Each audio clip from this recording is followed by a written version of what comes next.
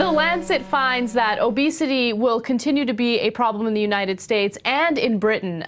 They are estimating that 165 million people will be obese by 2030, which is half of all adults in the United States. Okay, right now there are 100 million people who are obese in the United States, and if we don't do anything, if we don't find policy that deals with this situation, it's going to continue to be a problem. And in fact, we're going to spend $66 billion on this problem in 2030. Yeah. Here's a policy we should adopt to deal with it. Shut your mouth. That could work. That could work.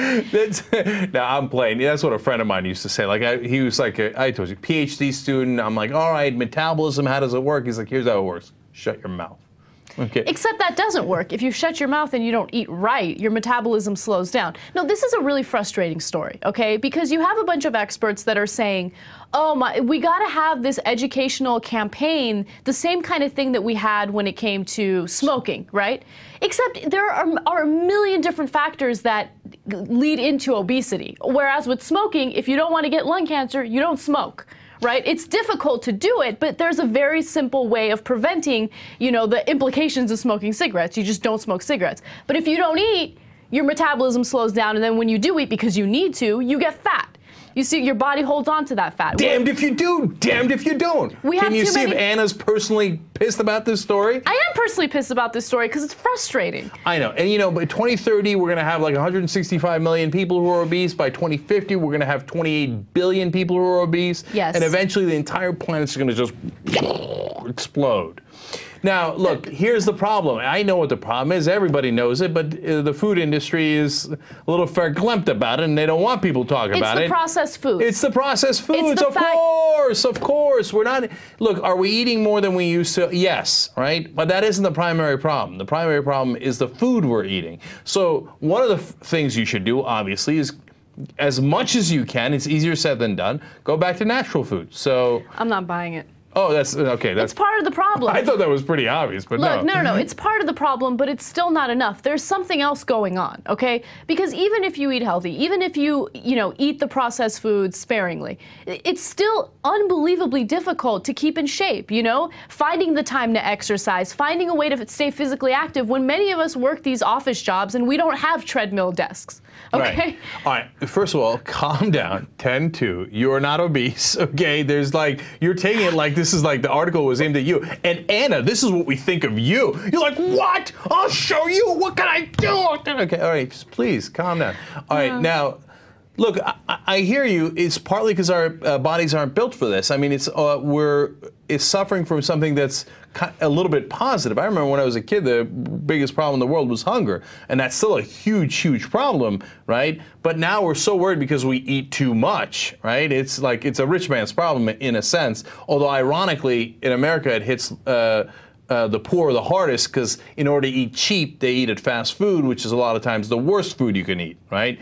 So I get all that, but Anna, look, our bodies aren't built for it, right? Our bodies are built to survive on very little food while we get a lot of exercise running from saber-toothed tigers and dinosaurs. Right. Although the humans and the dinosaurs never lived together, but you see my point, okay? So when we get all this food constantly, oh, let's go to Cheesecake Factory. Oh, sick to this thing is like gigantic. So it would have fed a village back in the day for like 17 days. And you're like, oh, okay, when's the next meal, right? And you get almost no exercise. It's just, we're fighting a losing battle in a lot of ways. All you can do is eat the healthiest you can and, try to get steady exercise. It's so difficult. It's unbelievably hard. And, in this article, and in The Lancet, they say, if you cut 500 calories from your diet every day, you can expect to lose about a pound a week, right? First of all, a pound a week is nothing. Second of all, in most cases, that doesn't even happen. And third of all, cutting 500 calories from your diet is so hard, okay? And I'm not talking about people who eat way too much. I'm talking about people who are a little, meaty on the meatier side, and they just want to slim down a little bit. And it's like, oh, I'm already eating like 1,500 calories a day. Cutting another 500 calories from my diet is gonna make me go insane. Okay. And then you do it, and then you still don't lose a pound a week. It's the most frustrating thing on the planet. Anyway, this has now become Anna's rant. Totally. Totally unrelated to the story about obesity. Anna's like, do you know how hard it is to keep those extra 5 pounds off? What does that have to do with obesity? Nothing. No, but it does. Look, it has a lot to do with obesity because what I'm trying to say is staying in average shape, which is where I'm at right now, is so unbelievably difficult, Dude, right? I got if it. you let it go, if you let it go just a little bit, before you know it, in 10 years, you're massive. And I can't handle it anymore. Okay, do you know who understands that? Jesus. He does? I understand that. Okay, yes.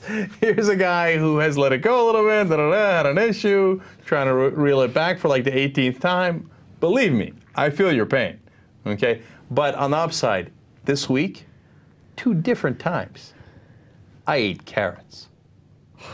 Congratulations. Carrots are disgusting. I ate carrots. Okay. Okay? I'm back. I'm telling you, man, and I believe I've lost it somewhere in the neighborhood between 2 and 3 pounds, so I'm coming. Did you really? I don't know, something like that. Congrats. By the way, on my belt, it got a little loose. I was like, whoa, time for maybe another notch. So I went to another notch, and I was feeling ecstatic. Halfway through there, I'm like, I gotta loosen this thing up. It didn't work out. But that's okay, one step at a time.